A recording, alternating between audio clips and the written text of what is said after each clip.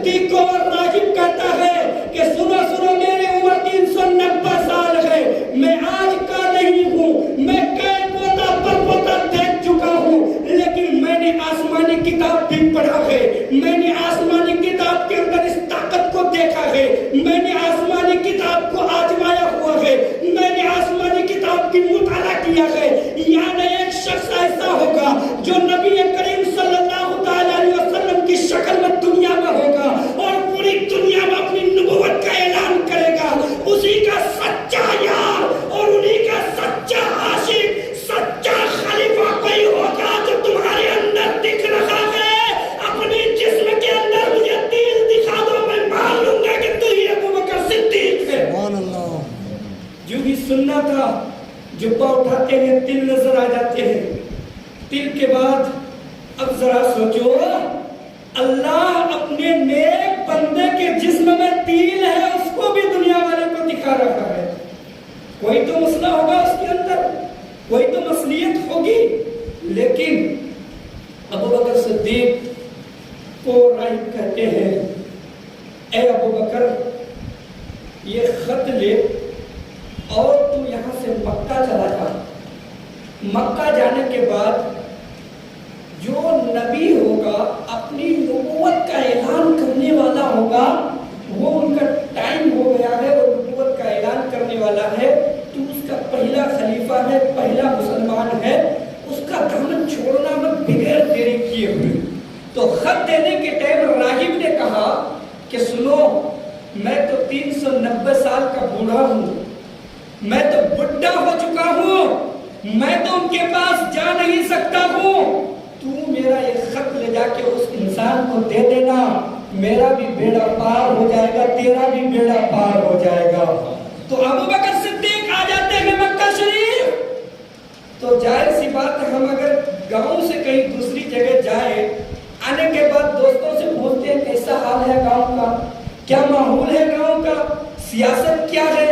یہ کیا ہے، وہ کیا ہے، ہم بہت ساری بات کرتے ہیں۔ ابو بکر صدیق تجارت کر کے آتے ہیں، تجارت کر کے آنے کے بعد ابو جہل اس کو گھیر لیتے ہیں، عتبہ ان کو گھیر لیتے ہیں، پورا مکہ گھیر لیتے ہیں کہ اتنے دن کے بعد تجارت کر کے آیا ہے، کیسا ماحول تھا وہاں کا، کیسا تجارت ہوا، فائدہ ہوا کہ نہیں۔ ابو بکر صدیق کی زبان سے بات نکلتی ہے، اب بتاؤ ہمارے گاؤں کا حال کیا ہے، کوئی نیا مسئلہ آیا ہے کیا؟ ابو جہل کہتا ہے سنو سنو تم تو محمد کو جانتے ہو، محمد نے نبوت کا اعلان کیا ہے۔ ابو بکر صدیق وہاں سے نکل جاتے ہیں، نکلنے کے بعد حضرت محمد صلی اللہ کے پاس پہنچ جاتے ہیں، پہنچنے کے بعد دوستی کی عالم میں حضرت ابو بکر صدیق پہلے سے ہمارے نبی کو پہچانتے تھے، دوستی کی عالم میں پوچھتے ہیں اے محمد ذرا بتا تم نے یہ کیا کیا؟ محمد صلی اللہ تعالی علیہ وسلم فرماتے ہیں میں تو یہ کیا ہوں جو اللہ کا حکم ہے، میں اپنی نبوت کا اعلان کر دیا۔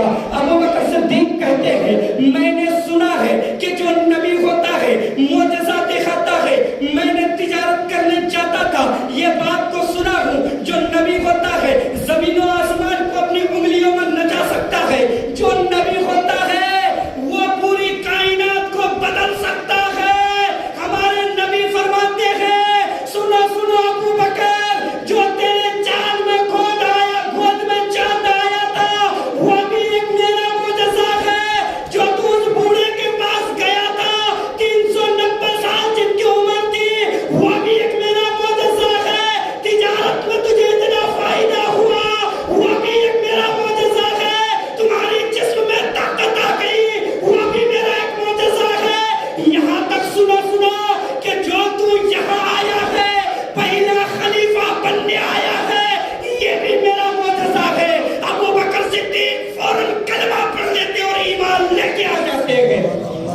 تو ابو بکر صدیق کا ایمان لانے کا حال یہ ہے، جب ایمان لے کے آئے تو بتایا جاتا ہے کہ حضرت سلمان فارسی سے کسی نے پوچھا کہ سلمان ذرا اس بات کو بتا کہ دنیا میں سب سے پہلے علی ایمان لے آئے یا ابو بکر لے کے آئے؟ تو حضرت ابو بکر فرماتے ہیں کہ سب سے پہلے ایمان لانے والے جو ہیں وہ حضرت ابو بکر ہیں۔ تو اس انسان نے سائل نے کہا ہم نے تو سنا ہے کہ پہلا انسان حضرت علی